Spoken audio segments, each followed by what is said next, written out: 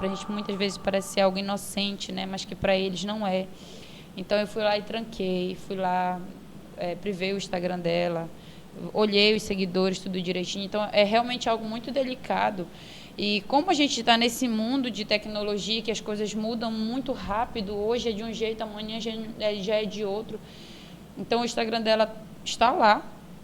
Não sei hoje com que idade eu vou liberar para ela ter acesso, para ela olhar e usufruir da maneira que ela achar que tem que fazer. Mas hoje, o que eu puder poupar minha filha, ela aparece muito menos nos stories do que quando ela era um bebezinho menor. Hoje eu tento poupar ela ao máximo, porque sempre tem uma mãe que sabe mais do que a outra mãe, né? Ai, não faz isso, ai, não faz aquilo, ai, isso faz mal para o bebê. Eu lembro de uma vez que a Helena estava numa cadeirinha de balanço, aí o pescocinho dela estava um pouquinho de lado, aí uma mulher respondeu falando que ia quebrar o pescoço da minha filha se eu não tivesse cuidado, que não sei o que. Eu digo, meu Deus, que coisa. Ao invés dela ter falado com outras palavras, né? Moça, né? Um pouquinho mais de cuidado na hora de balançar, alguma coisa assim. Não, a forma como ela falou me deixou assim, bem chateada, né? Então eu comecei a privar um pouquinho as aparições da Helena na rede social. E sem contar dos efeitos, né, da tela, que a gente usa a internet também a nosso favor, né, para ter informações importantes sobre o uso da tela, sobre ele tirar o sono da criança e tudo mais. E foi através disso que eu comecei a diminuir drasticamente o uso de tela para minha filha. Diminuir também as aparições dela, como eu já falei para vocês. E conforme a gente vai crescendo, vai aprendendo, a gente vai sabendo manusear da melhor forma. Eu acredito, né, que a nossa intenção é sempre melhorar e oferecer o melhor para os nossos filhos. Sim, isso mesmo. Como a Patrícia falou, é muito desafiador. E pensar no futuro que a gente não sabe como vai ser é pior ainda. Né? Para os nossos filhos, claro, a gente quer o melhor, né? Trabalha também para entregar o melhor para eles. E nessa questão de rede social, o neném não tem Instagram. Ele no começo é aquela coisa que a Patrícia falou, a criança nasceu, querem saber, querem ver a criança. No começo eu não me senti preparada para mostrar, porque a gente não sabe a maldade que está ali por fora, né, da tela. Então eu falei, eu vou me preparar comigo mesma para me sentir segura de mostrar o meu filho para as pessoas. Então foi o que eu fiz, né? E depois é aquela coisa, a gente quer mostrar uma fofura, a gente quer compartilhar com as pessoas, né, que querem o nosso bem. Mas hoje em dia eu também uso da mesma forma que a Patrícia falou. Ele aparece bem pouco nos stories. Eu sou mãe separada, tanto que as pessoas que olham por trás, julgam, né? Não deve estar com filho, ou então, ela prefere outras coisas do que estar com filho, mas muita gente não sabe o que acontece na nossa vida por trás dos stories, que é o que a gente está debatendo hoje. O meu filho vive comigo, a gente dá o melhor, como eu acabei de falar, para os nossos filhos a gente quer sempre o melhor. Então, as redes sociais, hoje em dia, é aquela coisa muito superficial. Né? Então, as pessoas pensam que sabem tudo da nossa vida, mas, na verdade, a maioria das vezes, a gente quer mostrar o que a gente quer para as pessoas, o bem. E essa questão de cuidado com as crianças na rede social, a gente vê muitas notícias, como a Patrícia falou, e isso está se tornando cada vez mais grave hoje em dia. Então, poupar o meu filho, para mim, hoje está sendo uma prioridade. Né, para o bem dele, para o meu bem também, porque tudo que vá direcionar ele me afeta. Então, para mim, poupar ele das redes sociais e poupar do mal, assim, e como eu falei para vocês, é muito desafiador pensar no futuro, mas com toda certeza eu vou me preparar, tanto profissionalmente mesmo, buscar ajuda se precisar, para saber conduzir o melhor para ele. Marlon, eu tenho observado, como historiador mesmo, né? Não assim como gente, mas como historiador, porque historiador não é gente. Historiador não é gente. Não é gente. O quanto que hoje a mulher, ela é protagonista. Ela é protagonista da sua vida, dos seus entes queridos, do seu filho. Né? Você trabalha, você estuda, tá querendo melhorar a sua formação, tem um filho para criar de 2 anos, dá conta da sua agenda de Miss.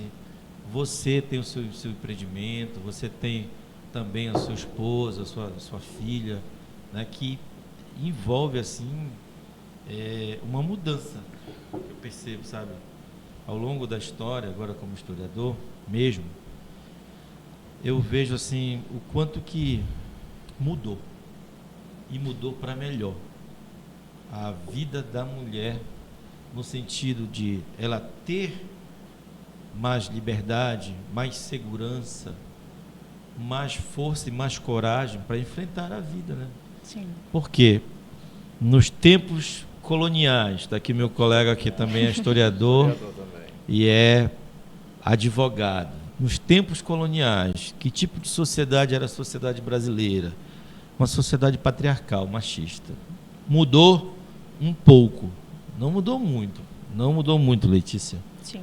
Apesar da gente ter essa mudança que eu estou falando, que eu estou apontando, que hoje você vê mulher empreendedora, gestora, mãe de família, trabalhadora, que dá conta de si, que é a mulher mais bonita que tem.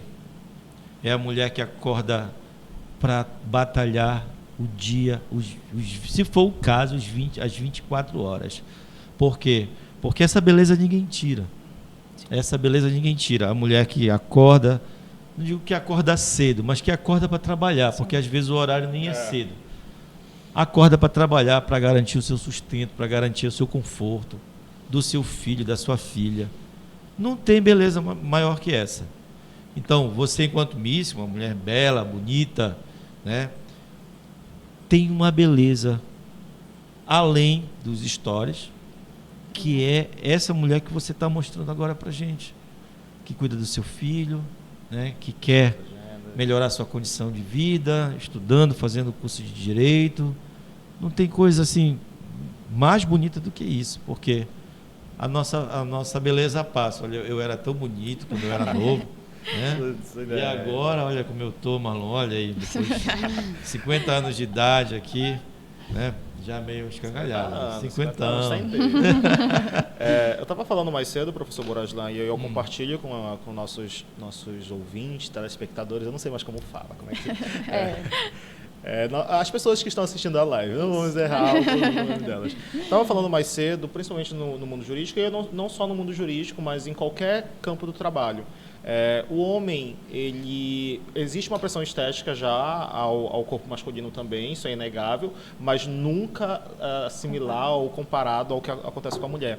Então eu, por exemplo, se eu chego no fórum um pouco mais desalinhado, com a barba por fazer, e eu justifico ou brinco, passei a noite trabalhando, virei a madrugada trabalhando, nossa, é louvável. Se eu estou um pouco acima do peso ou algo do gênero, não estou com aquela roupa de marca, estou tranquilo, coisa de homem.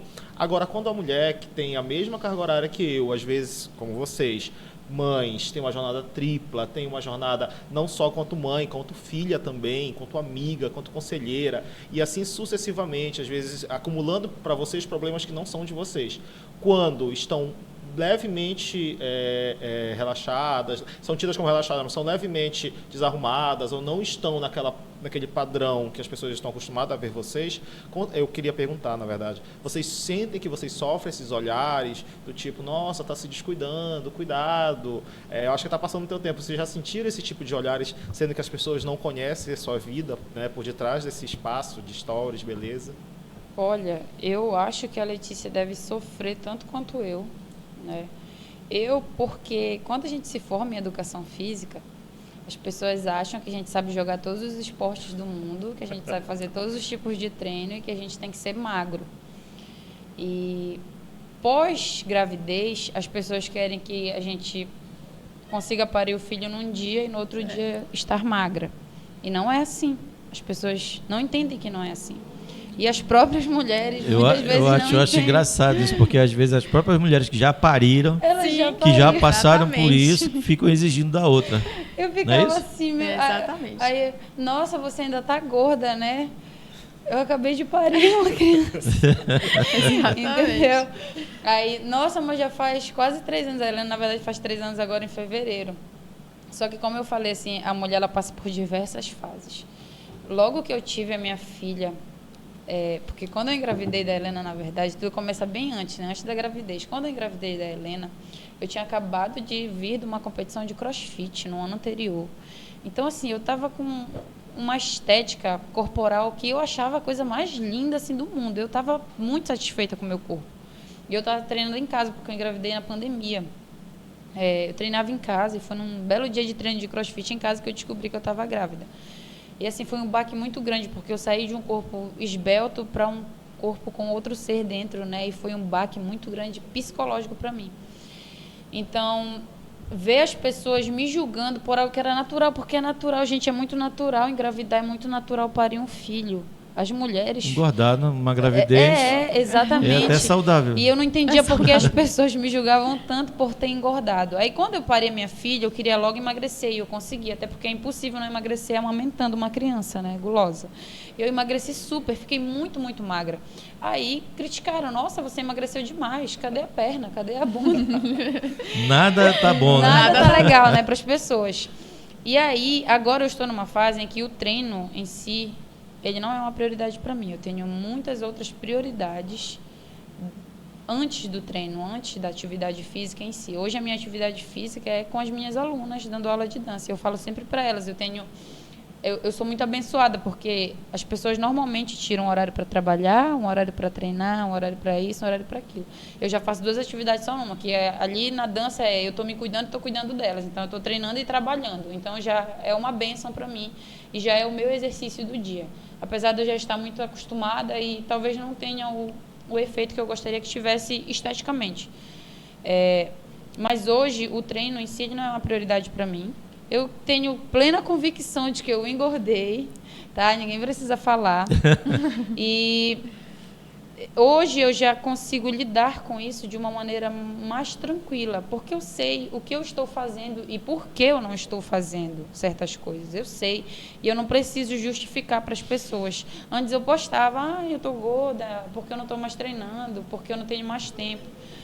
As pessoas estão vendo hoje que eu estou gorda, mas não é porque eu não quero treinar, é porque eu tenho outras prioridades e eu estou tranquila com relação a isso. Mas a minha prioridade é sempre saúde. A estética deixou de ser algo extremamente importante para mim. Eu tenho coisas muito mais importantes hoje. Eu virei uma chave na minha cabeça depois que eu tive a minha filha. Coisas extremamente importantes, onde a estética ela toma um lugar hoje. Eu digo hoje, porque amanhã eu não sei qual vai ser a minha mentalidade, se algo muito diferente vai acontecer na minha vida, se eu vou mudar de opinião e tudo mais. Mas hoje a minha prioridade não é estética. Hoje a minha prioridade não é emagrecer. Hoje as minhas prioridades são muitas outras, como estudar, por exemplo. Eu posso fazer uma pergunta para você? Claro. Qual é o seu maior sonho? Meu maior sonho? Sim. Ai, professor. Muito Deixa difícil. ele realizar primeiro, que depois eu te falo. É muito complicado falar o maior sonho na live aqui. Profissional. Profissional. Trabalhar com tranquilidade. Com paz. Com paz. É isso. Então tu não está satisfeita trabalhando com a dança? Eu estou satisfeita. A dança me faz muito feliz. Só que a dança me faz suar muito todos os dias. O sol te incomoda? Incomoda. A gente chega uma hora que o sol incomoda. Porque a gente que é mulher, o cabelo nunca tá bom. O rosto fica oleoso por conta do suor. O cabelo nunca tá legal porque tá só sal. Sempre preocupada com a aparência. Sempre preocupada com a aparência, porque as pessoas colocam essa carga na gente, e a gente, querendo ou não, a gente acaba assimilando, né, absorvendo isso. Então, assim, chega uma hora que fica realmente muito cansativo a gente suar todos os dias, porque a gente sua muito, eu suo muito. Então, assim, estou satisfeita? Estou. Mas a gente sempre tem que buscar algo melhor. Eu quero trabalhar em paz, eu quero ficar quietinha no meu cantinho. Você trocaria a vida de professora de dança por uma vida de advocacia aqui dentro do Marlon? Provavelmente trocaria. ela não foi ainda. Eu ainda não fui. Acordada de madrugada. Já aconteceu isso contigo? Já aconteceu, quando eu Cliente morava em ligando Belém. de madrugada, Marlon, pra ti. Vem soltar o meu Resolver irmão bronca. aqui na delegacia. No início... O criminalista O sofre. criminalista sofre. No início eu não tinha noção, por mais que eu trabalhava, eu estagiava no escritório criminalista, mas depois eu passei a estagiar em órgão público, então eu fiquei naquele, de 8 da manhã às 6 da tarde, feriado em Ciri de Nazaré, eu nem apareço lá. Quando eu me tornei advogado criminalista, comecei a receber chamadas de madrugada e, nossa, eu não vou sair de madrugada. Só que eu comecei a perceber que se eu não fosse sair de madrugada, eu não pagava minhas contas. Então, aí com o tempo eu comecei a me acostumar, tipo, jogo do repá. Eu já sei que eu não ia beber. E a TBO? Eu já sabia que eu não podia beber, que eu não podia sair de casa, que eu tinha que ficar de plantão. Porque depois do jogo ia a TBO. As coisas vai além, né, da profissão. Porque, por exemplo, tá chegando o carnaval, já tem que estar me preparando. Olha, há 2 meses antes, saber as músicas que vão estar tocando no carnaval. E ele tem que saber sobre o jogo, o final de jogo. O carnaval Porque lá em que si mora o também. dinheiro. Carnaval Também. Também. E é isso. Mas agora, estendendo a Letícia, a pergunta, o pessoal está falando bastante aqui sobre os juízes da internet, sobre esse tribunal da internet, e justamente sobre essa pressão. A carga deve ser ainda maior para você, que é Miss. Você sente esses olhares? Você, após a gestação, você sentiu essa cobrança? Como foi esse processo? Tudo isso é bem difícil, né? E assim, claro que a gente como mulher, a gente já... A maioria das vezes a gente é julgada por outras mulheres, né? Sim. Olhares maldosos e comentários maldosos são de mulheres. E quando eu engravidei, eu sempre fui muito magra. Tanto que eu sofri muito bullying na escola, inclusive no fundamental. E eu sempre tive esse corpo magro.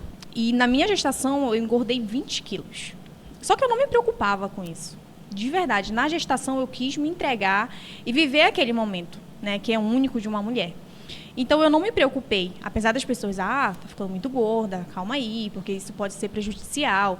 E eu sempre estava com a minha médica para saber o ponto certo também que eu poderia engordar, né? Então eu estava me cuidando, mas as pessoas têm aquela questão de querer te julgar por algo que ela não sabe que está acontecendo. Então, e sobre também esses juízes de internet, quando eu engravidei, eu sou muito nova, né? Engravidei com 20 anos. Então, foi um baque muito forte para mim também, de estética, né? Porque no começo, como eu falei para vocês, eu era bem magrinha. E para postar nas redes sociais, eu acredito que tu lembra, né, Sim. Patrícia? Demorou um pouco, acho que uns 5 a 6 meses. Porque eu tinha muito medo do julgamento das pessoas. Porque eu sabia Pra que voltar isso, de fato, aquela forma isso... que você, antes de engravidar, tinha. Sim, e por ser mãe nova também. Já engravidou com 20 anos, essa daí não tem mais As futuro, fofoqueiras de já plantão, acabou, né? não tem futuro, engravidou, vai ficar aí. Enfim, a gente sabe que tem muito isso. Então eu tinha muito medo. E até trabalhar e me sentir segura de que ali a minha vida não tinha parado de fato e que iria melhorar, porque era mais um empurrão para que eu conseguisse realizar os meus sonhos e ir atrás, porque eu também ia precisar, porque eu estava gerando uma vida que ia depender totalmente de mim. Então, eu demorei, por conta dessas críticas, a postar nas redes sociais, mas depois, de cara, assim, não recebi nada, assim, muito horroroso, mas a gente sabe que tinha comentários. Em relação a peso, como eu falei para vocês, eu engordei 20 quilos na minha gestação. Só que como eu já era muito magra, não ficou tão aparente, mas mesmo assim as pessoas chegavam a comentar. E no momento, para mim, não era uma preocupação depois. Eu quis curtir mesmo a minha gestação depois que eu aceitei. E depois que a gente tem o filho, tinha muitas meninas, mães, né, mulheres, até que nem tinha filho também. A maioria que não tem filho, porque não sabe de fato como é que é ter um filho. Elas falavam, eu não. Quando eu tenho um filho, eu não vou ficar mulher relaxada, não. Eu vou estar sempre impecável, eu vou me cuidar. Não existe, gente, isso. Né, Patrícia? Não existe isso. Quando a gente se torna mãe e quando a gente tem um filho, ali a gente curte aquele período que a gente precisa curtir. E eu sempre falo que ele é muito solitário. Por mais que você tenha muitas pessoas por perto, muitas pessoas te apoiando, ele é muito solitário. É só você e você ali e o seu filho, a fase que você está vivendo.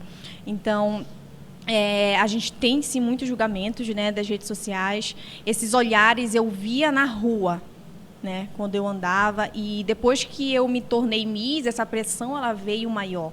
Porque para ti se tornar Miss na cabeça, né, das pessoas, claro, tem que ter ali, que é um dos quesitos que eles te cobram, né, a beleza corporal, a beleza facial. Só que eles querem impor, a sociedade quer impor um padrão que eles acham que é certo para eles, na visão deles. E muitas das vezes a pessoa que te julga, ela não tem aquele corpo.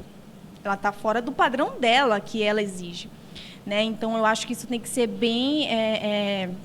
essa forma de pensar, ela tem que ser repensada por quem faz esses julgamentos. E nesse mundo Miss, a gente sofre muito, principalmente, não digo em todos os concursos que eu já participei, mas em alguns, né, por as meninas que estão competindo. Eu sempre quando eu entro em concurso de beleza, eu coloco na minha cabeça que ali não é uma rivalidade. A gente está ali, claro, numa competição, mas é aquela coisa, sororidade para a gente. Dar apoio umas às outras, né? E não ter não entrar com aquela pressão já, não. Aquela ali tem que se ajudar, tem que ter aquela força, aquela união, porque a gente vai estar representando todas, né? Aqui ganhar vai estar te representando também. Então, essa pressão no mundo Miss, no mundo de nós como mulher mesmo, ela é muito grande. E a gente tenta cada vez mais suavizar, né, essa questão, mas a gente sabe que é uma coisa que tem que ser trabalhada diariamente. E eu acho muito importante também que tenha, né, que essas pessoas se conscientizem antes de julgar, porque para você pode ser uma palavra qualquer, mas a pressão que chega até a pessoa, principalmente de uma mãe que está recém-parida, né, é um peso muito grande. Então, a gente já está ali num momento frágil, né, e com essa pressão que a gente recebe, tanto que eu acho que a maioria das mulheres elas se afastam um pouco. Logo quando eu tive o neném, não tive tempo, né, não tinha tempo. E não, na minha cabeça, até logo no começo, não vou mentir para vocês, eu pensava, falei, não, eu vou tentar me ajeitar um pouquinho ainda, porque a gente sabe que a gente sofre aquela pressão, tipo, se eu sair na rua assim, meu Deus do céu, o peso, o fim do mundo. Vou receber milhares de julgamentos. Tá isso aí. Mas eu tenho uma boa notícia para vocês.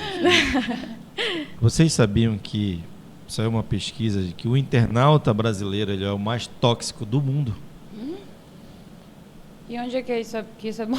É bom. Sabe por quê? Sabe por que é bom? Porque isso já é da cultura do povo brasileiro. Ser tóxico, ser julgador, olhar e apontar os defeitos dos outros, isso vem de uma cultura do povo brasileiro. Então, não se deixem, né, contaminar, muitas vezes, por críticas, como você falou, de pessoas que não têm nem condições de te criticar. Sim. Né? Nem condições de te apontar o dedo, se ela usar o padrão beleza, né? Entre outros. Mas são pessoas que, eu acho que essas pessoas, elas são infelizes e querem passar a infelicidade dela para você. Sim. Tá? É como aquele jogo da psicanálise, quando você aponta o dedo para o outro, na verdade você está apontando os seus defeitos. Né? Quando você chama o outro de gordo, na verdade é você que é gordo e não tem coragem de se auto-enxergar. Quando você chama o outro de feio, é você que é feio. Tá? Quando você chama o outro de incapaz ou disso ou aquilo, quando você tenta diminuir o outro, na verdade o pequeno é você. Então, qual é o lado positivo disso? Porque o brasileiro ele é tóxico. E por ele ser tóxico, eu não vou me incomodar, porque já é da cultura dele ser assim. Está entendendo? Sim. Então é nesse sentido que eu quis te falar, Patrícia, para que vocês não levem muito ao pé da letra as críticas, os comentários, né? Porque é da cultura do povo brasileiro ser assim. Olha, é triste, que eu né? falo que dependendo da época que a gente está passando, né? Sim. A gente recebe de uma maneira diferente, né? Às vezes a pessoa critica a gente, Vocês são muito sensíveis? Antes eu me considerava. Hoje em dia, não. Tanto que do longo, né, de que eu venho sofrendo, não digo assim, como eu falei para vocês, nas redes sociais eu nunca recebi algo tão ofensivo assim que vá. E tem pessoas também que vêm com crítica construtiva para ti.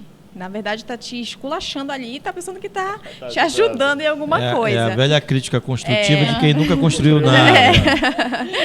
Então, essa questão aí, ela é bem complicada, assim, mas é algo que tem que estar sempre em conversa, eu digo, da sociedade mesmo. Depende. Depende. Eu acho que na época da minha TPM eu fico bem mais sensível. Eu fico bem sensível. Qualquer coisa, assim, tanto que eu acabo sumindo um pouquinho dos stories nesse período, porque qualquer coisa que me fala eu já quero logo chorar. Fico logo chateada. E tá tudo bem com isso. E tá tudo bem. Então eu prefiro sumir um pouquinho para não dar brecha para as pessoas ficarem dando opinião em certas coisas, porque a gente não pede, né? Eles dão opinião naturalmente. Então às vezes eu prefiro evitar acontecer uma coisa muito legal, mas eu não vou postar porque é tão legal, né? Alguém pode estragar. Então eu prefiro não postar. É isso que acontece. Depende muito do meu período do mês, como é que eu estou. Se eu estou muito feliz, pode me criticar à vontade, eu não vou sentir. Mas se eu já estiver com o meu psicológico assim, um pouco fragilizado por qualquer outro motivo, fora alheio à internet, eu com certeza me sinto afetada com pequenas coisas. Vocês falaram ainda há pouco, me chamou bastante a atenção, na fala das duas é muito recorrente que o olhar julgador normalmente é da mulher. O espaço do homem para vocês, que são mulheres em destaques, em geral, é um espaço onde você se sente desconfortável, seja pelos olhares de desejo, assédio? Já passaram por alguma situação, você nos palcos, você que trabalha com o corpo, trabalha com a dança ao longo desse período, como é que foi esses processos com a figura masculina, no caso? Olha, particularmente estava conversando essa semana com meu esposo a respeito do meu trabalho com a dança, porque eu vou fazer 10 anos trabalhando com a dança. Então, é uma longa caminhada, né? E a forma como eu mesma me vestia, a forma como eu escolhia as minhas músicas de trabalho, tudo isso, de certa forma, instigava certas situações. Não estou justificando atitudes alheias ao meu trabalho. Estou dizendo que as pessoas, de alguma forma, elas se sentem instigadas, elas acham que elas têm algum tipo de abertura contigo. Então, antes eu recebia um assédio que hoje eu não recebo mais. E eu percebo que hoje, quando as pessoas vão falar do meu trabalho, Patrícia, instrutora de dança, as pessoas falavam muito dançarina. Eu estava até corrigindo ontem no meu Instagram, gente, eu não sou dançarina, eu sou professora, eu sou instrutora, porque são coisas diferentes. O dançarino, ele sobe no palco, ele vai lá para dar um show. Ele se apresenta, né? Ele se apresenta. Dançarino é um artista, né? Isso, exatamente. E o professor não, o professor está ali para ensinar. O professor está para cativar o aluno dele. Então, são coisas diferentes. E hoje eu percebo assim, que a maioria dos lugares aonde eu vou, que tem homens assistindo a aula de dança, eu sinto que eles me respeitam. Hoje.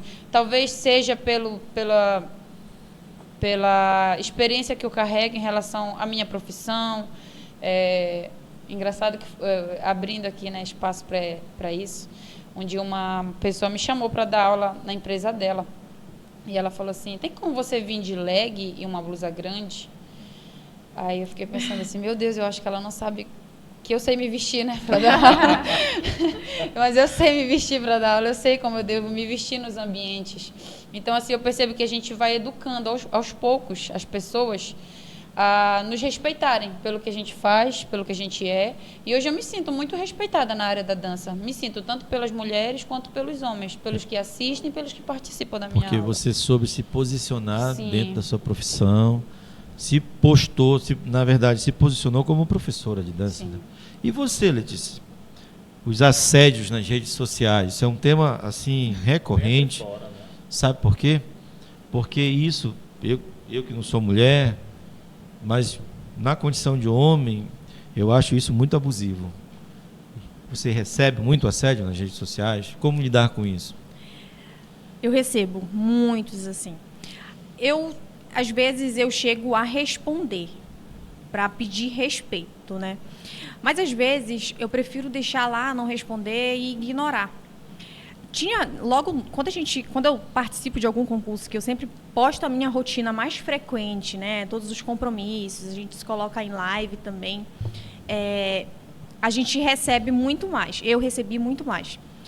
Só que eu acho que agora está mais controlado por a questão de me posicionar também diante, né, das pessoas que não respeitam, dos homens que não respeitam. Penso que a gente está ali, que eles precisam mandar qualquer coisa que eles estiverem, mas tem um limite. E na rua também, né? Na rua também a gente recebe muito, eu recebo muito olhares maldosos e até conversinhas cochichando. Tem aqueles homens que no respeito ficam chamando a gente no meio da rua. E eu sempre me posiciono, né, nessas questões, mas tem casos, a maioria também dos casos, que eu deixo passar, finjo que não é comigo, e aí eu consigo controlar mais isso. Acho que hoje está mais controlado essa questão também, como a Patrícia disse, eles aprendem a nos respeitar como mulher, como pessoa, né, como mãe também. Então, eu acho que hoje em dia já está mais controlado essas questões aí. Marlon, muito assediado nas redes sociais, Marlon? Não. Não? Sorriso Cara meio bonito, amarelo. Cara bonito Eu não desse, esperava. cara bonito desse, advogado, Opa, coordenador. isso não estava no Hein? roteiro, isso não estava no roteiro. Advogado, né? Então, é importante a gente salientar que essa colocação da mulher nesse espaço, as duas reiteraram isso, se colocando enquanto professora, se colocando enquanto mulher, mãe, miss, e não como um produto onde qualquer um pode mandar mensagem, onde só porque está trabalhando com beleza que necessariamente queira receber mensagens, directs e afins. Uma professora que é comprometida, e não só porque é comprometida, mas também porque tem a sua liberdade. Sim. É importante também entender que esse espaço cabe às mulheres, por exemplo, se você fosse uma professora de dança que usasse uma roupa um pouco mais justa, isso ainda assim não daria o direito ao homem de tocar o teu corpo sem a tua permissão, né? Se você é uma miss, independente se você é uma miss de passarela, ou se você, por exemplo, é uma miss que trabalha com o corpo tipo Miss Bumbum e afins, isso também não daria o direito ao homem. Então é muito interessante a gente sempre discutir isso para que aquelas mulheres não se sintam, mulheres que sofrem assédio nunca pensem que o problema é elas. Isso mesmo. Só te interrompendo um pouquinho, eu acabei de ler um comentário aqui que uma moça mandou, né? Só porque a mulher está vestida de tal roupa, uma roupa mais curta ou mais decotada, é porque se a mulher está vestindo é porque nós queremos e pedimos para ser. E não porque pedimos. E não porque certo. E não porque pedimos para ser assediadas. Temos a liberdade de usar a roupa que queremos. É o que a Patrícia estava falando. O argumento da maioria dos homens, porque ela está pedindo para ela ser assediada, está com uma roupa curta, está com uma roupa colada. E porque ele não se porta como homem, né?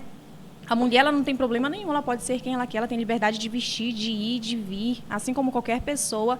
E o homem, ele tenta sempre jogar a culpa na mulher, né, Patrícia? De querer justificar o erro dele, né? E nessa questão de vestimenta, a gente vê muito, né? A Patrícia, como ela falou de questão de roupa, ela como professora de educação física, se movimenta e sempre veste também roupas mais justas, porque é o que eles exigem, assim, é o que é melhor para vocês trabalharem, né? Então, eu acho que essa questão de roupa que o homem justifica não tem cabimento. Isso aí é muito da cultura machista ainda, né? Explica pra gente um pouco, professor, historicamente sobre historicamente. a cultura. Vamos fazer aquela vinhetinha, assim, momento histórico com o Burajlan, coloca embaixo.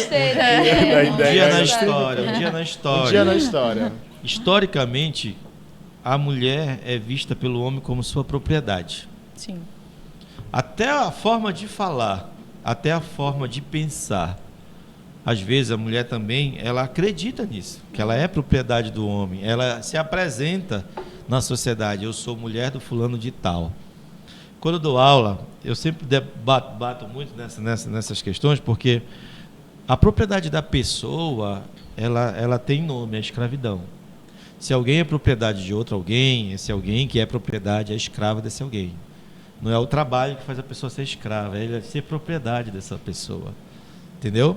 Então, a cultura brasileira que veio formada lá da Europa medieval, baseada nos preceitos religiosos, machista mesmo. O homem era senhor dono das terras, dos escravos, da esposa, dos filhos, dos homens livres. Ele era o cara, vamos dizer assim, na linguagem mais popular. Então, muitas vezes, essa cultura do machismo, que passa de geração em geração, ela acaba num problema muito pior. Essa ideia de propriedade é um problema muito pior. Quando eu digo muito pior, chega até casos de feminicídio. Sim. Que é um debate, uma discussão assim, muito tênue em relação a essa questão de o homem se achar dono dessa mulher. Ele apronta. Se a mulher aprontar uma vez com ele, pronto. Ele se acha já o injustiçado, ele quer fazer justiça com as próprias mãos, isso é da cultura. Mas a cultura, ela é dinâmica.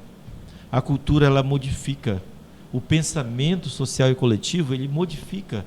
E é muito bacana ver mulheres como vocês que se posicionam, que têm uma postura social, nas redes sociais e fora dela, por trás das histórias, pessoas que são... a gente usa muito termo hoje, Marlon, empoderamento feminino. A gente não pode confundir o empoderamento feminino, né, com uma mulher que tem uma postura que o homem tem quando ele é machista. Pô, Exato. não pode confundir o feminismo com o machismo. Pô. O feminismo, ele não é um movimento que propõe a superioridade feminina. É simplesmente a igualdade em direitos. Sim. É a igualdade em direitos. Se o homem pode, por que a mulher não pode? Se o homem tem tal direito, porque estavam discutindo aí meses atrás ainda a ideia da equiparação salarial entre homens e mulheres, pô. Nós estamos, olha aqui, em 2024 e ainda se discute a questão salarial, igualdade salarial entre homens e mulheres. Isso é um absurdo, cara. E até pouco tempo, né? não precisa ir muito longe sobre a discussão que o homem tinha que dar permissão para a mulher fazer a cirurgia para não ter o bebê, mas não ter mais filhos, né? Não tem mais filho. Laqueadura.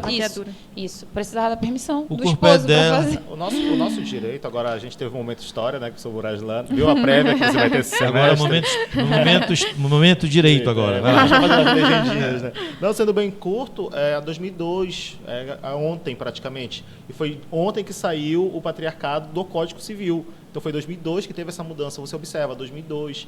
Então, e essa estrutura, e há resquícios nela, na nossa codificação penal, administrativa, isso é muito, muito presente, é muito recorrente a gente enxergar isso. Mas, para a gente dar continuidade aqui, Letícia, direcionar para ti agora. Rede de apoio. Teves uma rede de apoio após a gestação? Tens uma rede de apoio para... Você falou que você é uma mãe solteira. Sim. Né? Vai desfilar, o bebê fica, ele vai contigo, fica no camarim. Uma Como é que curiosidade, funciona? né? Uma curiosidade. Desde quando eu tive o meu filho, eu sempre recebi um apoio, uma rede de apoio muito grande da família do pai dele, né? E da minha família também. Só que no começo, né, ele se acostumou mais com a família do pai. E hoje, em questão de concurso, essas coisas, ele não vai comigo, nunca foi. Porque é muita correria, né? Então, levar ele para um lugar totalmente desconhecido e ficar naquela correria doida, eu não poderia dar atenção para ele, que ele merecia naquele momento. Então, por que não deixar ele com uma pessoa segura, ficar na tranquilidade? E ele sempre fica, eu com o pai dele, a gente tem um acordo. Né? Até em questão também de não... Assim como o pai, a mãe também ela tem o direito de sair, de curtir, de aproveitar. A gente é ser humano e a gente trabalha e quer ter aquele momento sozinho também. Não é questão de egoísmo para não querer o filho perto, mas a gente precisa daquele espaço também, assim como o pai. Né? Então, eu com o pai dele, a gente sempre entrou em um acordo. Né, de ficar com o neném certos dias, final de semana, e sempre quando eu precisar viajar em compromisso de trabalho, concurso, ele fica com o neném, a família dele fica com o neném. Graças a Deus, eu sempre, dos avós, né, paternos, eles têm um amor assim absurdo pelo neném, isso me deixa muito feliz, tranquila como mãe, a Patrícia deve saber. Então, essa rede de apoio eu sempre tive.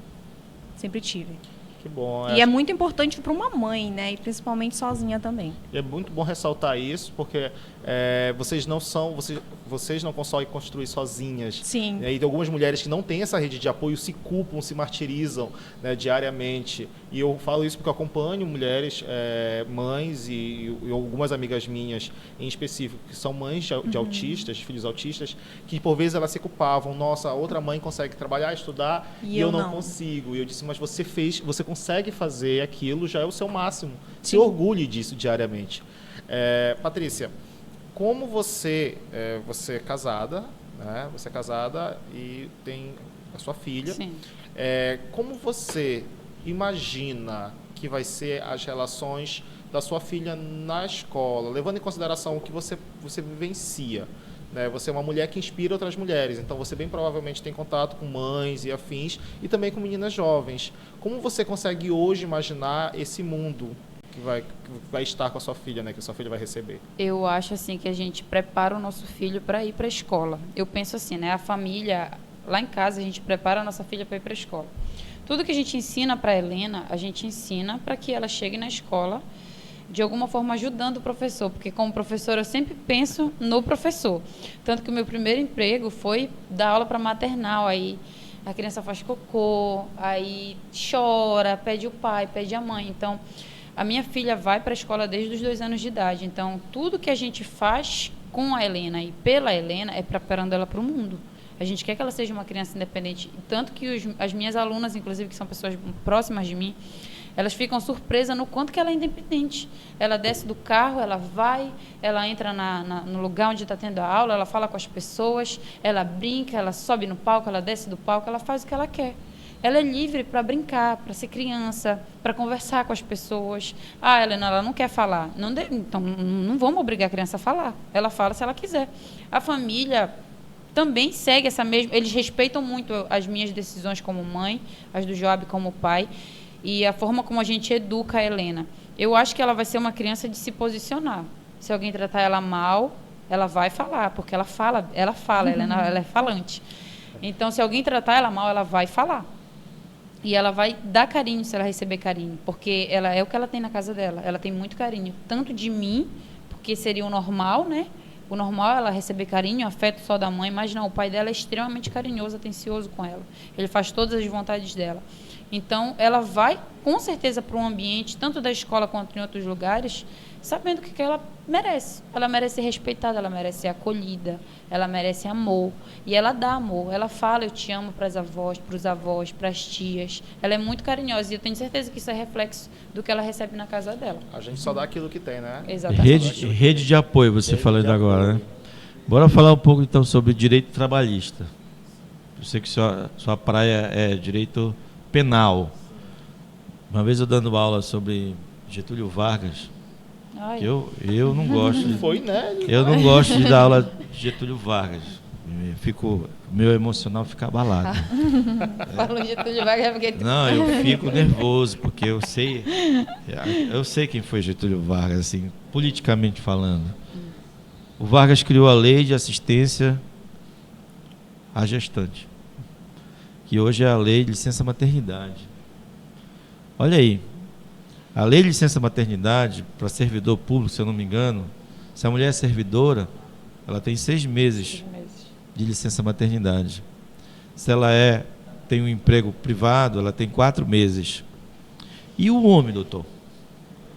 O homem servidor, se eu não me engano, eu sou pai também. Eu já ia perguntar também sobre isso.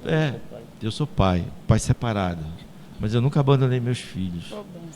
Eu sempre estive com eles, todos os dias estou com eles.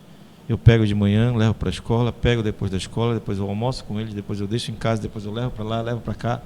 A minha vida é dividida entre eu e eles, hoje. Só fazendo adendo, toda vez que eu vou montar os horários, o professor Borajlan fala, não, só a partir de tal horário, porque eu tenho que pegar eles nesse dia e almoçar. Sim. Então é um compromisso que está dentro da agenda aí. Né? E eu acho isso admirável. Eu não consigo pegar o horário depois das 2 horas, porque eu ainda estou com eles.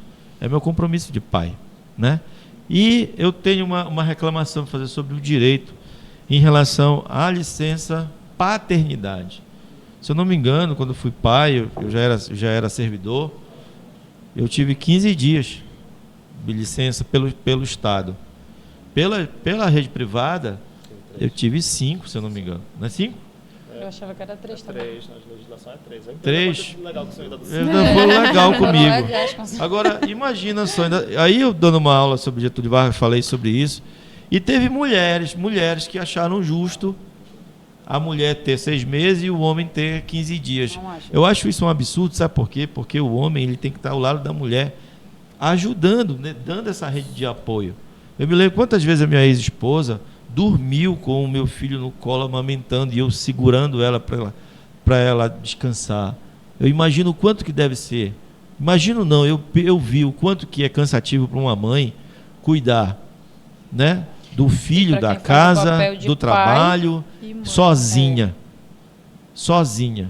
Imagino o quanto que essa jornada, ela já não é uma jornada difícil e pesada, porque eu vi a minha ex-esposa carregando meu filho, amamentando, dormindo com o filho no peito, e eu me compadecia daquilo, eu tentava segurar, apoiar ela para ela descansar, sabe? E depois que ele dormia, eu tirava, botava no berço, ajeitava ele, deixava ela confortável, deixava ele confortável para eu poder dormir, entendeu? Então essa rede de apoio, ela tinha que mudar na legislação de assistência à paternidade, porque é muito importante a presença do pai Nos primeiros dias, então, que ninguém consegue dormir, né? Os pais que fazem verdadeiramente o papel de pai, eles precisam muito, tanto quanto a mulher. Eu digo isso porque o meu esposo, ele me escutou a gravidez toda falando, olha, você quis ser pai, eu quis ser mãe, então a gente vai dividir esse negócio certinho. E o Joab padeceu tanto quanto eu, especialmente no puerpério, que é aquele período que o bebê é muito, né, acabou de chegar e ele não dorme direito e precisa mamar e toda hora está fazendo as necessidades. Então, o Joab sofreu tanto quanto eu nesse período. Então, eu também concordo com o seu pensamento. Os pais que realmente têm esse papel de pai, eles merecem, com certeza. Eu não tenho dúvida disso. A Tainá está dizendo aqui, ela está participando aqui da nossa live, ela diz assim, ó, Tainá Nascimento, quando a mulher engravida, a vida dela muda em tudo. Do homem, não. Eu acho que não. Porque a gravidez, ela não é só da mulher. Acho que depende muito, Eu acho que os dois engravidam. Porque direito, ele tem que acompanhar, ele tem que fazer tudo, ele tem que levar, ele tem que estar junto, ele tem que, nos momentos de crise, de insegurança, tem que estar ali perto, tem que estar. Eu acho que não, eu acho que a vida do homem também muda. O corpo dele não muda, como obviamente que ele não está grávido, mas ele tem, a gravidez, eu acho que ela é simultânea, porque a responsabilidade é a mesma. O Joab engordou junto comigo, viu? Parecia que ele estava grávido também. É porque quando sentia o desejo, ele pegava a rebarba. Comia junto comigo. Né? A rebarba que fala. Rebarba. O direito, professor, ele é uma resposta social. Ele é uma resposta para a sociedade daquele momento. O direito é uma ciência social que vai mudando conforme aquele tempo histórico, aquela sociedade, o que se entende por certo, o que se entende por errado. A gente vê isso no primeiro semestre e a gente discute isso muito, a gente discutiu bastante isso em sala de aula, justamente pela mudança de leis penais, o que era crime, adultério era crime. Depois que todo mundo, não tem cadeia suficiente para todo mundo que é corno e coloca chifre, vamos tirar adultério, porque é uma conduta socialmente aceita. Não é moralmente aceita, que fique claro, mas socialmente aceita Então, a partir do momento, por exemplo, o Buraslan e o Buraslinho, 14 e 15 que eles têm, um tem 15 e o outro tem 12. Um tem 15 e outro tem 12. Que tiveram essa criação, essa formação dentro de casa. Assim como eu imagino que o seu filho vai ter também. Esse olhar sensível de que não, a mulher não engravidou sozinha. Não, as mesmas responsabilidades que ela tem, eu tenho. A partir do momento que essa nova geração construída e forjada nesse pensamento começar a dividir realmente, aí a legislação ela vai vir para socorrer. Ela vai responder esse apelo. Porque, infelizmente, hoje a gente não vê isso. Eu falo muito abandono, né? Muito abandono. Eu sou uma experiência, meu pai, que me dá o meu nome, o Júnior, no final, por conta do Marlon Galeno Rodrigues, ele foi meu pai e minha mãe durante um bom tempo da minha vida. Então há um papel invertido, mas assim, é uma exceção de uma exceção. Tenho vários colegas que nem um nome tem. A gente está se aproximando do fim. Nós ainda temos 10 minutos para bater papo. Bora bater papo aqui com a Letícia. Mulher empreendedora. Você se acha uma mulher empreendedora? Olha, eu gosto muito desse ramo.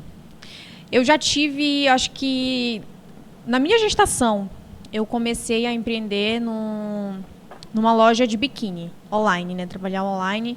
E deu muito certo. Eu gostava do que eu estava fazendo. Eu gostava de organizar, eu gostava de... Era muito prazeroso fazer isso para mim, sabe? Não era um trabalho, mas era muito prazeroso. Então, eu acho que eu me identifico muito também nesse ramo de... Inclusive, eu tenho uma amiga que ela tem uma loja também, e eu sempre estou ali com ela, sempre estou ajudando, então eu acho que eu me vejo muito também. Esse lado empreendedor da mulher moderna, vamos dizer assim, é muito importante hoje num orçamento familiar. Sim.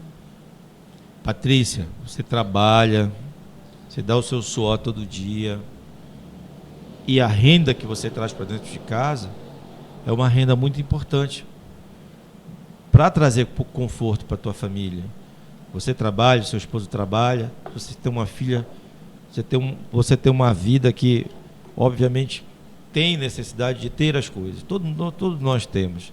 Então, hoje em dia, a mulher, quanto mais empreendedora ela for, melhor vai ser a vida dela no sentido financeiro da coisa. Vai ser mais cansativo, mas também pode ser prazeroso, né? Sim. Você vende uma coisa que você gosta, que você entende, que você conhece, né? Você é Miss, então a Miss geralmente desfila de biquíni, sabe? Conhece biquíni, vende. Então é um negócio assim muito legal, ser uma mulher empreendedora, ser uma mulher que ajuda no orçamento familiar. Isso quebra um pouco também do machismo, sabe? Sim. Quebra, porque antes, lá de novo, momento história. No momento história. Antes, quem era o gestor da família? Quem era o empreendedor? Quem era que sustentava a família? Era uma responsabilidade do pai. Até a educação brasileira foi formatada para isso. Existiam escolas masculinas e escolas femininas. Meninos separados de meninas. As escolas das meninas eram domésticas. Nós tivemos aqui em Macapá, Santina Rioli, era a escola doméstica, só meninas estudavam ali para aprender as coisas do lar. Em Macapá também nós tivemos o ginásio masculino, que era o GM, que era uma escola profissionalizante. Então o menino, ele era preparado, a educação dele para ser o trabalhador e aquele que ia sustentar a família, e a mulher era preparada para ser a dona de casa. Sim. Então olha a mudança que nós já tivemos na nossa sociedade. A mulher hoje, ela fica em casa quando ela quer, que ela precisa descansar, ela precisa organizar alguma coisa da vida dela, mas ela não é mais aquela mulher que fica em casa. É claro que ainda temos famílias que são assim. Eu não estou criticando isso, por favor. São formatos de família que estão ali constituídas e são felizes, e a gente não vai julgar, porque é muito fácil julgar. Verdade, É muito fácil julgar. Estamos caminhando para o final. Estamos caminhando para o final. Bora fazer aquele bate-bola com elas? Fazer o bate-bola. Não vai ser igual da blogueirinha, um podcast. Um podcast bom não vai ser assim. A gente vai pegar leve. Vamos começar com a Patrícia. Patrícia, uma mulher que te inspira. Minha mãe. Sua com mãe? certeza. Como é o nome dela? Eliette. Minha mãe é muito trabalhadora, uma mulher muito firme. Eu raramente vi minha mãe chorar, mas eu sabia que ela sentia. E ela é minha mãe, a inspiração de vida. É a inspiração de vida. Uma mulher, uma menina que você quer ver crescer e ser feliz. Minha filha, com certeza. Não tem outra pessoa que venha na minha cabeça, né, que eu queira ver mais feliz, até porque acho que as demais por quem eu tenho amor e carinho já são adultas, já conseguem se virar. Eu tenho que clamar pela minha filha. Patrícia, de uma mulher que inspira para mulheres que precisam ser inspiradas, o que você tem a falar para elas? Sejam fortes, mas não sejam negligentes consigo mesmas, porque uma hora pesa muito. E eu me emociono porque é muito difícil o papel da gente que é mãe, que é filha. Então, às vezes, a gente sente muita carga. Então, eu digo, sejam fortes, sim. Não é romantizar. Sejam fortes. A gente precisa ser forte, porque a sociedade está mudando e nós somos protagonistas. Sim. Mas não se negligenciem, não se deixem para depois, não se esqueçam. Porque para recuperar uma mulher que se deixou para depois é muito dolorido. É muito difícil. Então, continuem sendo fortes e firmes. E você é uma mulher muito forte e Obrigada. firme. Parabéns, Patrícia. Se você já é formada em Educação Física, Sim. você está cursando Direito, mas a gente vai fazer uma brincadeirinha do Si. Qual outro curso você faria se não fosse nenhum desses dois? O que eu pensei em fazer logo que eu fiz meu primeiro vestibular, que foi jornalismo. Eu tinha muita vontade, eu gosto muito de falar, acho que deu a perceber. Eu com certeza faria jornalismo. Hoje, a Madre para você é o quê, Patrícia? A Madre é uma virada de chave na minha vida, com certeza, porque ela vai trazer, ela já tem feito isso, tem feito grandes mudanças na minha vida através do meu curso, através do convívio que eu tenho. Aquela frase que a gente é 30% das pessoas com quem a gente convive, eu levo muito a sério, porque as pessoas com quem eu convivo aqui, nas minhas aulas, nos dias que eu venho para cá, elas com certeza contribuem muito com a minha vida e a Madre é uma virada de chave para mim. Bom. Letícia, uma mulher que te encoraja, que te influencia. Eu acho que essa visão assim de encorajar, de influenciar, vem muito da minha mãe e vó, que eu fui criada, né, pela minha avó desde criancinha de 1 ano. Então, ela é, para mim, uma inspiração, é uma imagem de força, né, de coragem e de persistência. Então, ela é a pessoa que me encoraja e que eu tenho essa visão. Que mundo você imagina para o seu bebê?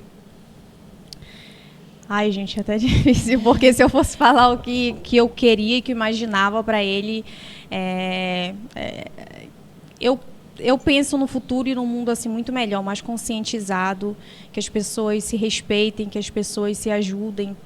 E para ele eu desejo e pretendo, como eu falei para vocês, organizar o caminho dele da melhor forma e que ele possa estar daqui mais anos num mundo bem melhor, mais encorajado, mais respeitoso e mais forte assim como sociedade. Letícia, o que você tem a falar, um recado para as mulheres que ainda mandam haters para outras mulheres, que ainda buscam no corpo de outras mulheres defeitos, enfim, tudo que a gente já comentou aqui, um recado que você daria para elas? Assim, como eu falei aqui para vocês, eu acho que elas precisam se olhar com mais carinho. É aquela questão da gente dar o que a gente tem. Eu acredito que muitas mulheres hoje em dia elas se sintam frustradas pela história de vida, por tentar algo que não dá certo e acabam despejando em outras pessoas. Então, busquem se olhar com mais carinho, se cuidar melhor, ter contato, até ajuda profissional mesmo para vocês saberem lidar com os sentimentos de vocês e fazerem com que a vida de vocês melhorem a cada dia. Eu acredito que hoje em dia tem muitos meios para que a gente possa buscar ajuda e ter a consciência, né, de que a gente precisa melhorar como pessoa, como mulher, como homem. E eu acho que as pessoas precisam de ajuda, tanto profissional, e se olhar com mais cuidado. Você é acadêmica de Direito agora, você vai ser aluna do professor Burajlan esse semestre. Mas, Letícia, se você não fosse cursar Direito, qual outra graduação você cursaria?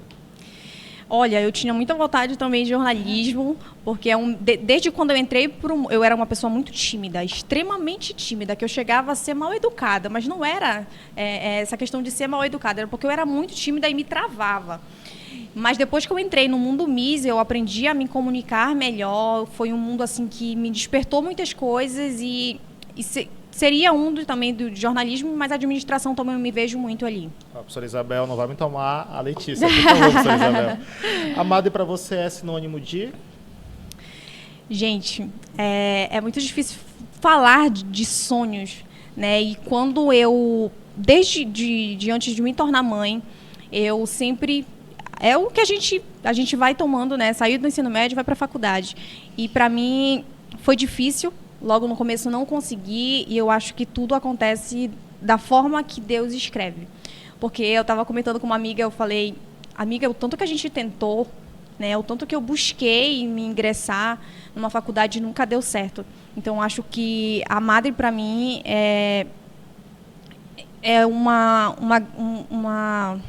são grandes oportunidades. Eu vejo um mundo com muitas oportunidades aqui dentro da Madre e eu tenho certeza que vai me dar um futuro melhor, né, tanto para mim quanto para o meu filho. E a Madre, para mim, é uma realização de um sonho. Eu fico, assim, muito feliz de ver assim, vocês duas com toda essa força, sabe? Toda essa garra. São mulheres, são mães, com tanta assim, perseverança. Eu tenho certeza que a Madre, na vida de vocês, vai ser assim, uma mudança. Sim. Vai ser porque o curso de Direito, ele é um curso que te abre assim, muitas oportunidades, né? Sem contar o crescimento pessoal que você está no terceiro semestre, está indo para o terceiro semestre. Só nesse primeiro ano que você está aqui, Patrícia, o quanto que você já não mudou, já não olhou. Olha para trás, quem era a Patrícia há um ano atrás e quem é a Patrícia hoje, com tanta discussão que já teve, tanto crescimento, a tua cabeça ela abre, né? Você consegue enxergar muitas coisas que você nem imaginava, né? Que tinha essas possibilidades de você enxergar, de você ver um futuro melhor. É muito bacana, é muito bacana. É muito bom aprender de novo, professor. Muito bom se dar a oportunidade de aprender mais uma vez, sabe? Não se ver estagnado, porque era o que eu pensava assim, meu Deus, é só isso. Eu digo, não, eu vou tentar outra coisa, eu vou fazer outra coisa. Parecia que eu precisava de algo e o curso de Direito, ele está me dando isso. Ele me instiga, ele me encoraja. Essa que é a palavra, me encoraja muito. Só tem uma coisa, Marlon, que para mim é mais importante do que dar aula. O que, professor? Assistir aula. Eu gosto bastante. Porque é quando eu vejo que eu não sei assim muita coisa. Eu queria aprender todo dia assim, alguma coisa nova, no sentido de curso, Qualquer fazer. coisa. Isso é muito fascinante para mim, sabe? Eu acho que aprender é uma coisa assim que faz parte da minha vida. Eu gosto de estar na sala de aula como professor, mas como aluno eu fico prestando atenção, eu fico caladinho. E eu gosto de aprender e fico ali. E eu vejo isso nos meus alunos, sabe? Quando eu dou aula, a aula nem é muito boa. Mas eu passo assim.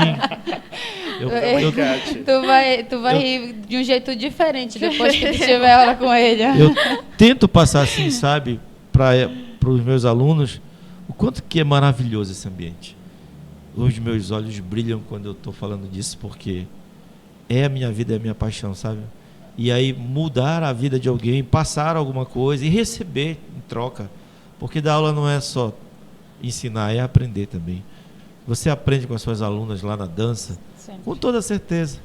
Né? Eu aprendo com meus alunos dentro de sala de aula, todos os dias quando dou aula. Isso para mim é maravilhoso. Você não vai perguntar para mim qual é a mulher inspiradora, não? Inclusive, não é puxando sardinha, não, mas depois que eu tive aula com o Buraslan, eu falei porque quando eu saí da Faculdade de Educação Física, eu morri de vontade de voltar para dar aula na graduação, né? Só que não aconteceu. Eu sempre digo que cada dança me escolheu, eu segui outro caminho. Mas aí eu estava falando para meu esposo, eu acho que depois que eu me formar em Direito, eu vou dar aula. Eu quero dar aula igual o professor Buraslan. Eu quero ser fera igual ele, de verdade. Meu marido está assistindo a live, ele pode responder. Joab, não é o Joab? É o Joab. Mandar um abraço pro Joab. Aí aproveitar. Quando o Marlon foi dar aula pra gente, o Marlon, ele assim... Elétrico? 220. Meu Deus do céu, a gente faz uma pergunta pro professor Marlon, ele... É muito rápido, é muito acelerado. Aí eu já falei assim, do jeito que tu gosta, exatamente. Ele é muito acelerado. Você acha que vem. Então, infelizmente está acabando o nosso tempo. Eu queria agradecer vocês. Primeiro, enquanto esse espaço de entrevistador, foi uma honra conhecer vocês por detrás dos stories. Enquanto coordenador, eu agradeço a confiança que vocês estão depositando no curso, na Madre. Sem dúvida nenhuma, é uma honra ter vocês, assim como é uma honra ter todos os acadêmicos que vêm com esse propósito, vêm com esse sonho. Agora, enquanto pessoa, foi esplendoroso, foi inenarrável escutar as vitórias, as conquistas, as batalhas, as fraquezas dessas duas mulheres fortes. A gente agradece de coração, agradece a todos que ficaram na live, nosso professor, agradecemos a nossa equipe. Quer falar mais alguma coisa, professor? Só as considerações finais, que é de praxe, assim, nossos agradecimentos, suas considerações finais. Queria agradecer a todos que participaram da nossa live aqui do Madrecast, especialmente as minhas alunas que contribuíram bastante aqui, eu acompanhei todos os comentários. Agradecer a Letícia pelo bate-papo maravilhoso. Eu falei, professor, antes de você chegar, que nós estudamos na mesma escola, que foi no Augustão, eu lembro de você de lá.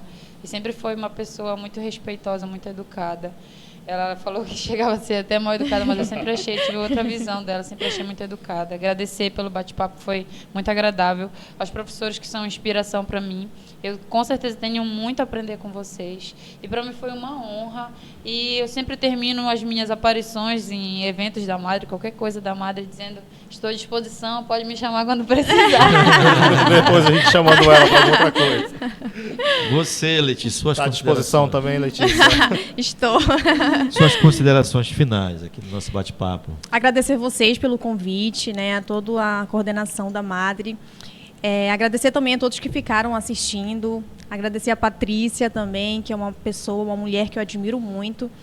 E também dizer que eu estou muito feliz para começar, né, essa nova etapa, essa nova fase. Não me assustem ainda, viu?